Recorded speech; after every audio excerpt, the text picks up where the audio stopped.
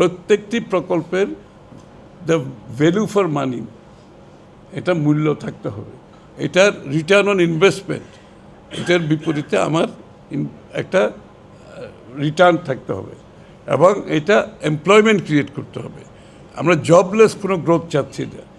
আমরা একটা বড় জনসংখ্যার আগামী দিনের কর্মসংস্থানকে মাথায় রেখে আমাদের প্রকল্প করছি, সুতরাং সেটাও আমাদের মাথায় রাখতে হবে। আমাদের জলবায়ুর যে বিষয়টা, সেটাও মাথায় রাখতে হবে। আপনি বিনিয়োগ না হলে প্রবৃদ্ধি হবে না, কর্মসংস্থান হবে না, দেশের উন্নয়ন হবে না।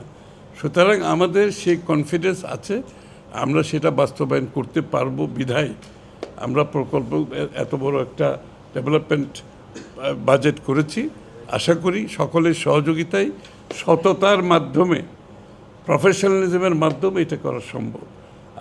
এটা হচ্ছে একটা গভর্নমেন্টের কমিটমেন্টের ব্যাপার, এবং আপনারা দেখতে পাচ্ছেন 3 মাসের মধ্যে একটি সরকার কতগুলো সিদ্ধান্ত দিয়েছে, কতগুলো সিদ্ধান্ত বাস্তবায়ন করেছে 3 মাসের মধ্যে। সুতরাং বুঝতেই পাচ্ছেন যে আমাদের প্রজেক্ট শুধু নেওয়া তো বড় কথা না, এটা বাস্তবায়নের পিছনে যে চিন্তা, সেটাকে মাথায় রেখে আমরা প্রজেক্টগুলো করছি।